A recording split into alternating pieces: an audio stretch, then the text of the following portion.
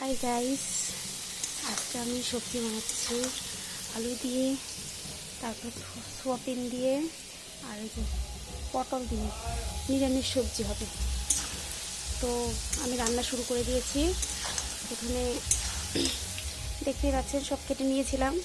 তো প্রথমে হলো তোমার সোয়াবিনটা গরম করলাম, গরম জলে গরম করে তোমার হলো হালকা নরম করে চিপড়ে এটাকে ভাজা ভাজা করলাম, ভেজে নিয়েছি আলাদা করে। তারপর তোমার হলো পটলটাকে ভেজে নিয়েছি, তারপরে আলুটাকে ভেজে নিয়েছি। তো আলুটা ভাজার আগে একটা কাজ করে নিয়েছি।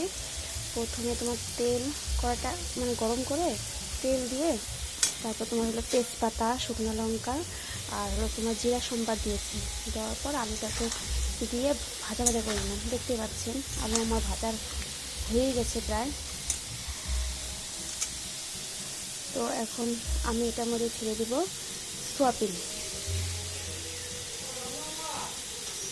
সোয়াবিনটা ছেড়ে দিয়েছি।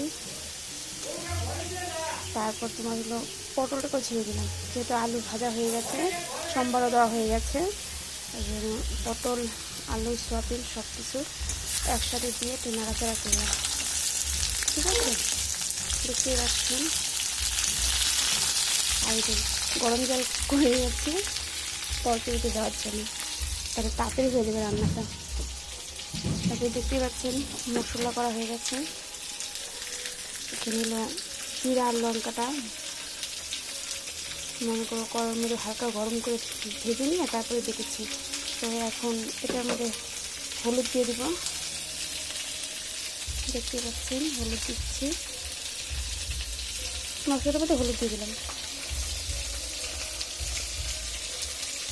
তারপর ধরেন এখানে লবণ দিয়ে দিলাম, আমি লবণটা আনতে যাচ্ছি।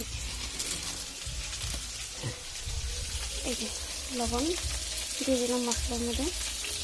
তারপর তোমার হলো এটার মধ্যে হালকা একটু গরম জল দিই। এই যে এখান থেকে একটু গরম জল নিয়ে মশলাটার মধ্যে দিয়ে দিলাম। দেখতেই পাচ্ছেন মশলার মধ্যে দেওয়া হয়ে গেল। কাঁচা জল দিলাম না, পাঞ্চা লাগে না। তারপর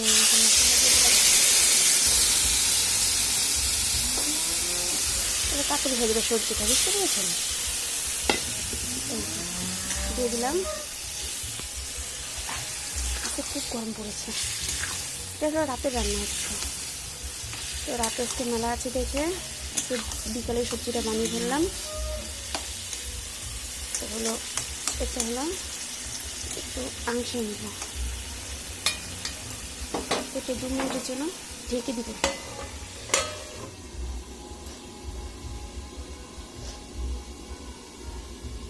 এই যে হলুদ লবণ হাতে লেগে আছে দেখে মগে আমি জল এনে রেখেছি, মগে জলটা হাতটা ধুয়ে নিলাম।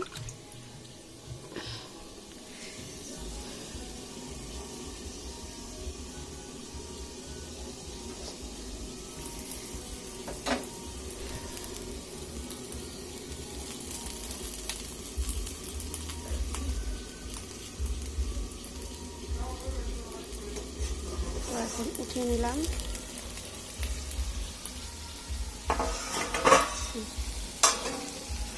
দেখতে পাচ্ছি কি সুন্দর বলক দিচ্ছে, দেখতে পাচ্ছেন সেন্টও বাড়িয়েছে, বুঝছেন?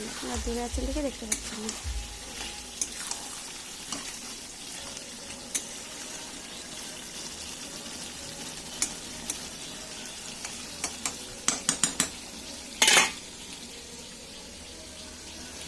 ছেলে কি উঠছে?